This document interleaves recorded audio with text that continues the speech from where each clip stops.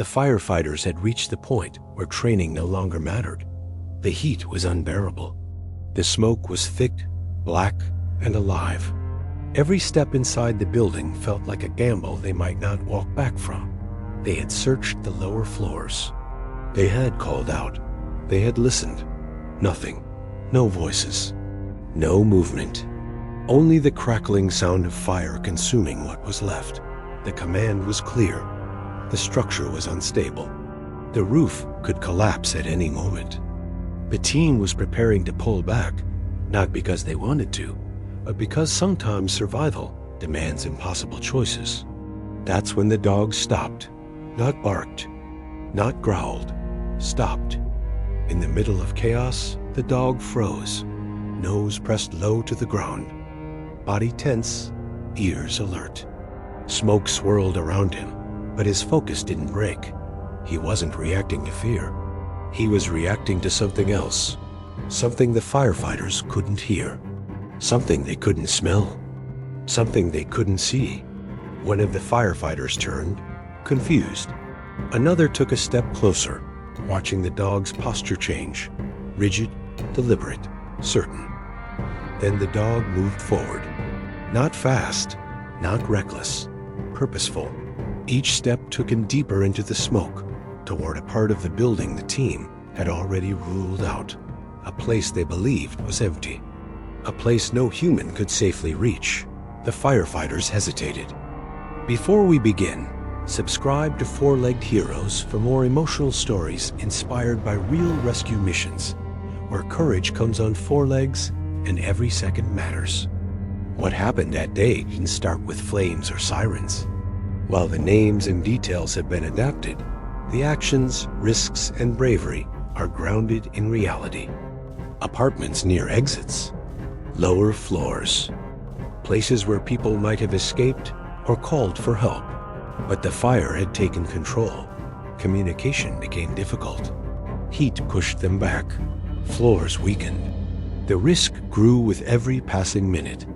That's when the K9 rescue unit was deployed, to read the environment, to detect what human senses miss under extreme conditions. And when they stop, when they change behavior, it means something important. And in the next moments, that decision would define everything that followed. The call came in just after dawn, when the city was still half asleep, and the streets carried that quiet heaviness that only early morning brings. A fire had broken out in an old residential building on the east side of town.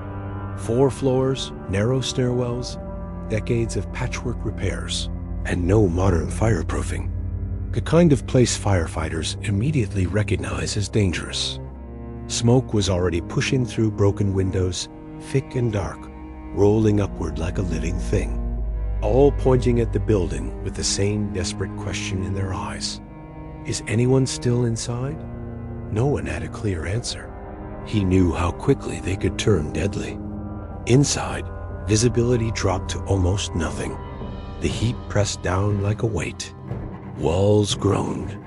Somewhere above them, wood cracked sharply, a warning sound every firefighter knows to respect. They began their search the way they always did. Right side first, left side second. Call out, listen, move. Fire department.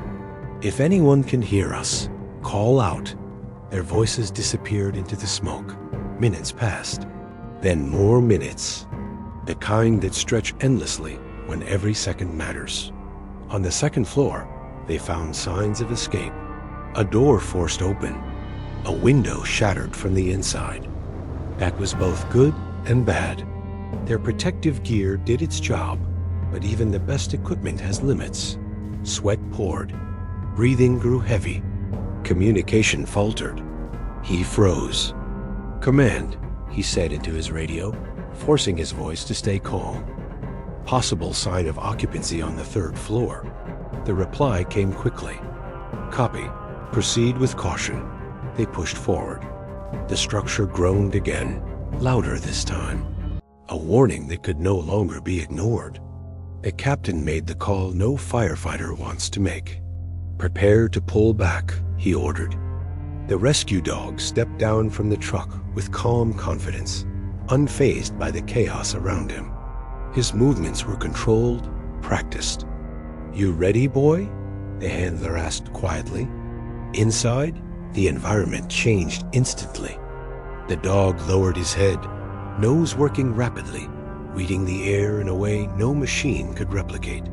Every scent told a story: smoke, chemicals, burned wood, human presence, fear. The firefighters watched closely. They moved through the first floor quickly. Nothing. Second floor. The dog slowed but didn't stop. The heat here was intense. Even from below, it radiated downward. The handler hesitated. The captain hesitated. "This is as far as we go," the captain said. "If we lose the stairwell, we lose everything." His movements became deliberate, precise. His ears angled forward.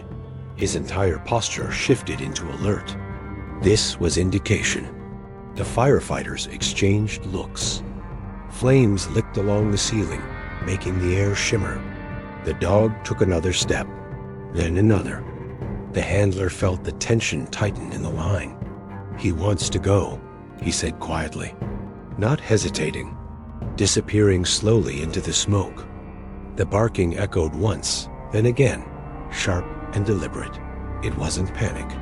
It wasn't random. Every firefighter on that floor recognized the sound instantly. That was an alert. The handler tightened his grip on the line, feeling the controlled pull from the other end.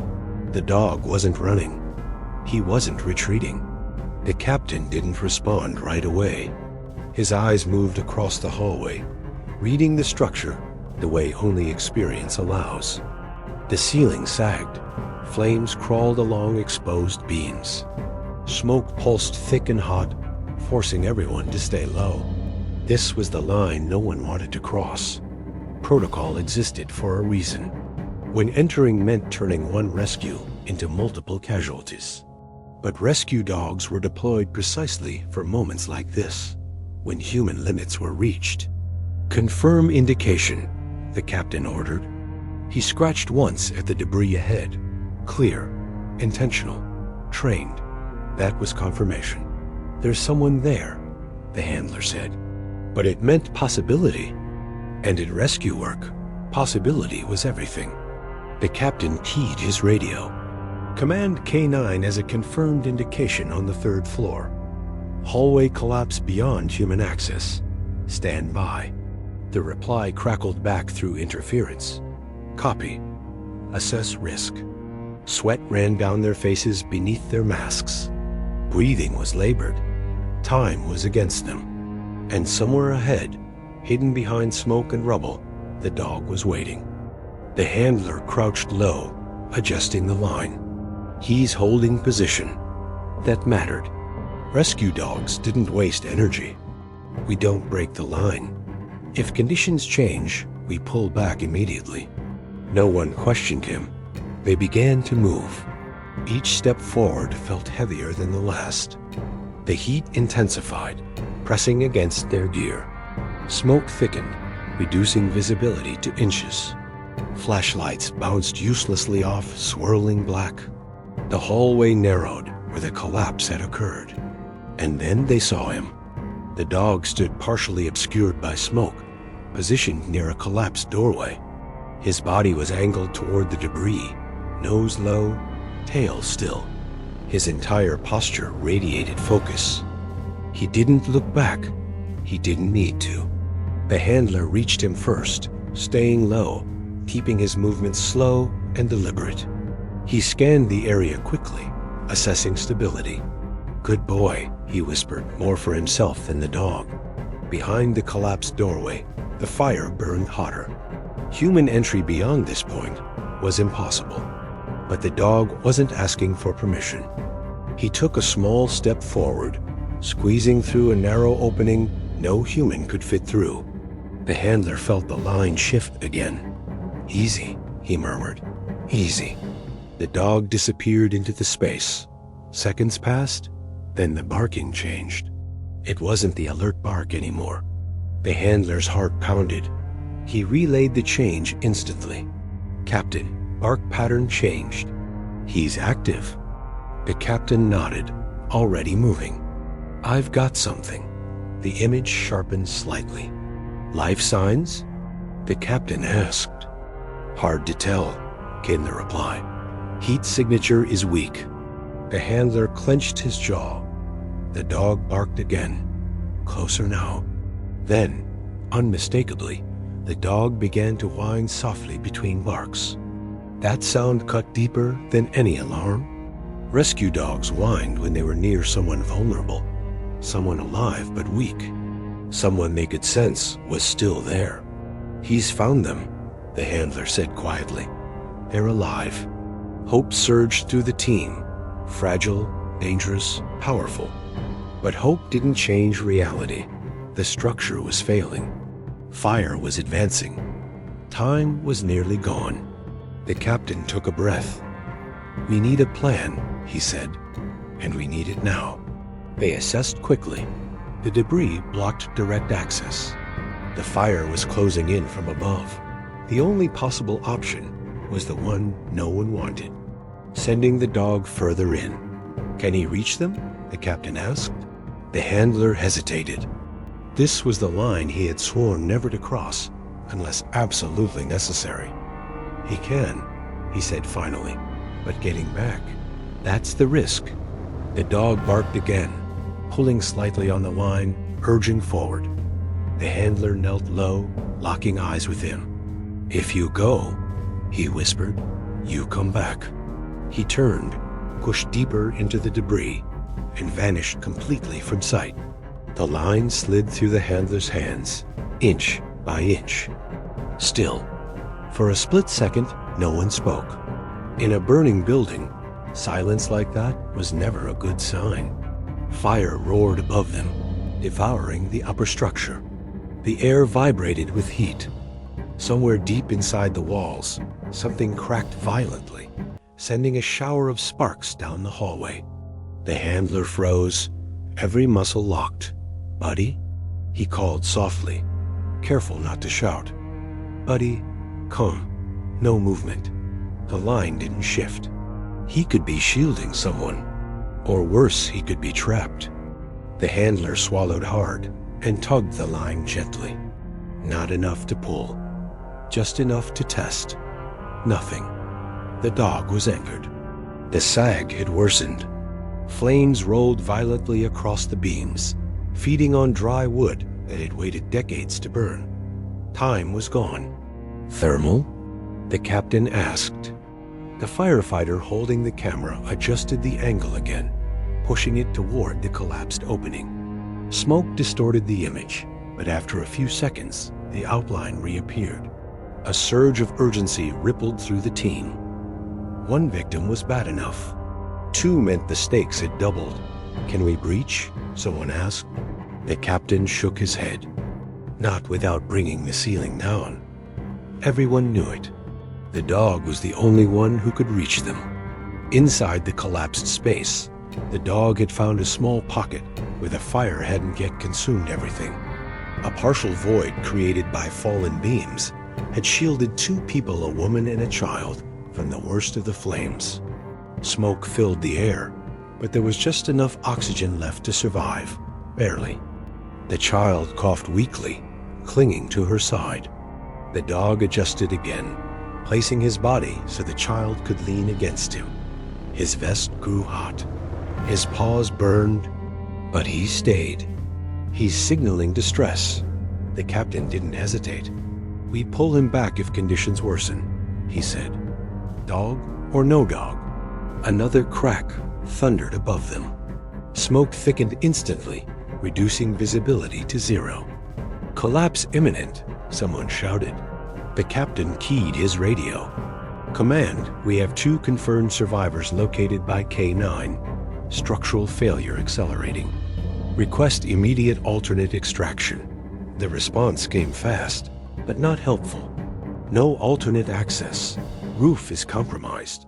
Time window is closing." The captain closed his eyes briefly. They were out of options. Inside the void, the woman felt the heat rising. She knew she was running out of time. Her vision blurred. Her strength was gone. Too tight. The child could fit. The woman could not. The dog hesitated. He barked sharply once and pressed his body against the woman's shoulder, pushing gently but insistently. She shook her head weakly. "I can't," she whispered, though no one could hear her. The dog barked again, louder this time, frustration bleeding into urgency. He pulled at her sleeve with his teeth, not aggressive, but desperate. The child cried softly. The dog stopped pulling. He looked at the child, then back at the woman, then back toward the opening. He made a decision. The dog positioned himself sideways, using his body to widen the gap just enough. He pushed against debris with his shoulder, straining, muscles trembling. Pain flared through him as heat seared his vest. But the opening widened, just enough. The handler felt the line shift again. "He's moving," he said urgently. Slow, but moving. The firefighters leaned in, watching the line inch backward. Inside the void, the woman summoned everything she had left. She pushed the child forward first. The dog barked sharply encouraging. The child slid through the opening, coughing violently but alive. The dog followed halfway, then stopped. He turned back. The woman was still inside. She was fading fast. The dog returned to her without hesitation. Outside, the captain saw the child emerge through the debris, reaching trembling hands into the smoke. "I've got the child," a firefighter shouted, pulling him into safety. Cheers nearly erupted, but were cut short instantly. "Where's the dog?" someone yelled. The line went taut again. The handler's heart dropped. "He went back," he said. He went back in. The ceiling groaned one final time. A deep, rolling sound that meant only one thing. Total collapse was seconds away.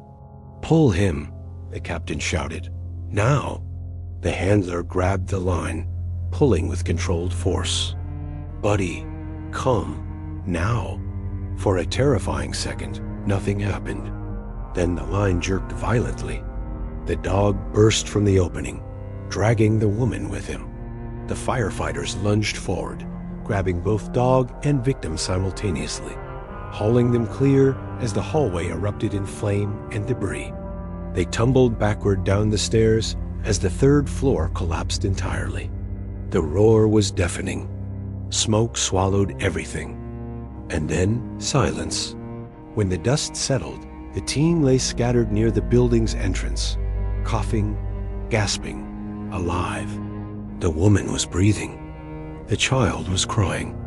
And the dog lay on his side, chest rising and falling rapidly, eyes still open.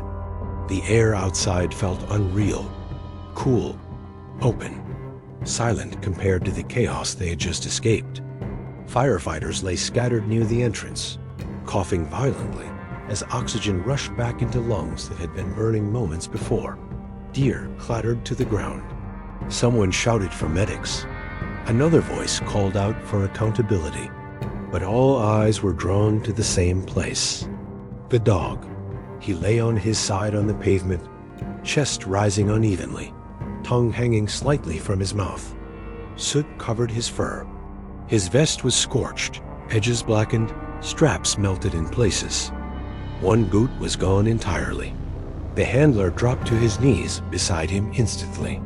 "Buddy," he said, hands shaking as he checked the dog's breathing. "Hey, stay with me." The dog's eyes shifted slowly, unfocused at first. Then they locked onto the handler's face. A faint thump of a tail against the pavement. He was alive. A wave of relief surged through the handler, so strong it nearly knocked the breath from him. He pressed his forehead briefly against the dog's helmet, ignoring the heat still radiating from it. "You did good," he whispered. "You did so good." Paramedics rushed forward, moving with practiced urgency. One knelt beside the woman, checking her pulse and airway. Another wrapped the child in a blanket, speaking softly as he cried, his small hands gripping the fabric like it was the only solid thing left in the world. "She's breathing," a medic called out. "Smoke inhalation, severe dehydration, but she's alive." The word spread quickly. Alive. The captain stood nearby, helmet off, face streaked with soot and sweat. He watched as the woman was loaded onto a stretcher, oxygen mask secured, eyes fluttering open, just long enough to see the child being carried beside her. Tears cut clean lines through the grime on his face. They hadn't been too late. The dog was gently lifted onto a special canine stretcher, his body supported carefully to avoid further injury. The handler stayed beside him every step of the way, one hand never leaving the dog's shoulder. Toward the child. He strained weakly against the stretcher, trying to lift his head. "He's worried about them," one medic said softly. The handler nodded. "He won't rest until he sees them safe." The medic hesitated, then nodded toward the open ambulance doors. They wheeled the dog closer as the woman was secured inside the ambulance. Her eyes opened again, clearer this time. She turned her head slowly and froze. Her gaze locked onto the dog. Tears welled instantly. "That's him," she whispered through the oxygen mask. "That's the dog." The handler felt his throat tighten. The child leaned forward, eyes wide. Despite the chaos, despite the pain, he smiled. "Doggy," he said weakly. The dog let out a soft, breathy sound, half whine, half sigh, and finally relaxed. His head settled back onto the stretcher. His job was done. The ambulance doors closed moments later, sirens cutting through the morning air as they pulled away. Only then did the weight of what had happened begin to settle over the scene. Firefighters stood in silence, watching smoke continue to pour from the building. The structure was a total loss. Flames still burned fiercely, but no one moved to chase them. The mission was complete. Accountability checks were called. Everyone answered. Everyone was out. The captain exhaled slowly, shoulders sagging as adrenaline faded. He turned toward the handler and the dog. "That dog saved their lives," he said quietly. "And maybe ours." The handler nodded, unable to speak.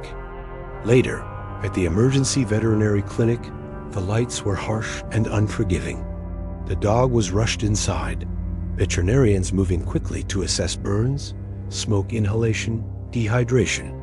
The handler paced the hallway, helmet still in his hands, unable to sit. Minutes stretched into an hour. Finally, a veterinarian stepped out. "He's stable," she said. "Exhausted. Minor burns.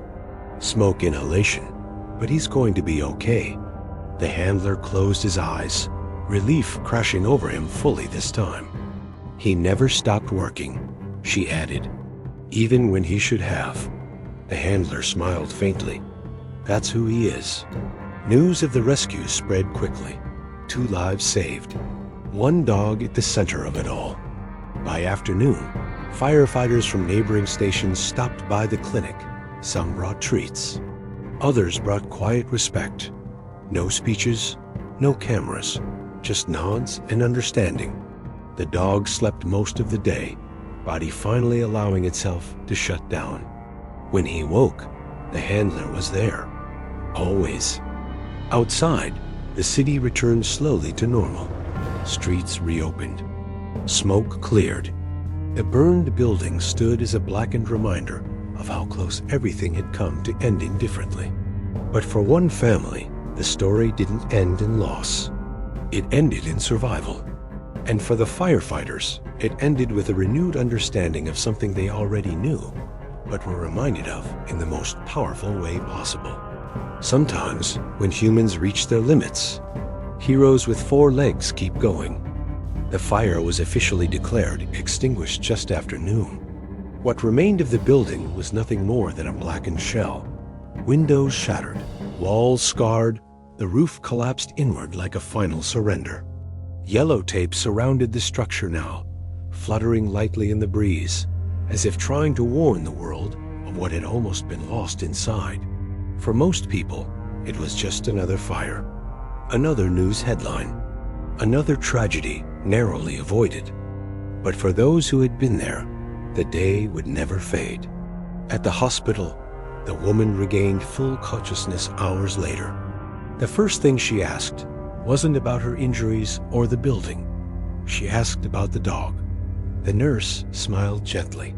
"He's okay," she said. "He's resting." When asked what he remembered, his answer was simple. "The dog came first," he said. "He didn't leave." Word of the rescue spread quickly through the fire department. Stories were told, retold, and corrected as adrenaline wore off and reality settled in. Each version carried the same truth. When the structure became too dangerous, when human limits were reached, the dog kept going. At the veterinary clinic, the dog recovered slowly. His paws were treated. His burns healed. His lungs cleared with time and care. Through it all, his handler never left his side. When the dog finally stood again, tail wagging weakly but proudly, the room seemed brighter. No medals were given that day, no official ceremonies. Firefighters didn't need them. They knew what they had witnessed. But recognition came quietly, in ways that mattered. A small plaque was placed at the station, not flashy, not dramatic, just a name, a date, and a simple line beneath it. When we couldn't go further, he did. The dog returned to duty weeks later. Same routine, same training, same calm focus. If he remembered the fire, he never showed it. Rescue dogs don't dwell on the past. They live in the moment, ready, alert, waiting for the next call. But the firefighters changed. Every drill felt different. Every alarm carried new weight. They moved with renewed respect for the bond between human and dog, a partnership built not on words, but on trust so deep it could survive smoke, heat, and collapsing walls. Months later, the handler received a letter. Inside was a photo. The woman and her child stood smiling in front of a new home. The child held a drawing. Crude lines, bright colors, unmistakable shapes. A dog, a firefighter, fire in the background. On the back, written in careful handwriting, were just a few words. "Thank you for sending him." The handler folded the letter carefully and placed it in his locker. Some stories never make the news. Some heroes never seek recognition. Some acts of courage happen in places where no cameras can reach. But they matter, because somewhere, right now, another building stands vulnerable. Another disaster waits quietly. Another moment will come when humans reach the edge of what they can do. And when that moment arrives, a dog will step forward. Not for fame, not for reward, but because that is what he was trained to do, what he was born to do. This story was inspired by real rescue dogs who work beside firefighters every day. Dogs who run toward danger, who listen when the world is silent, who refuse to leave when lives are still at risk. They are not mascots. They are not symbols. They are heroes. Heroes with 4 legs.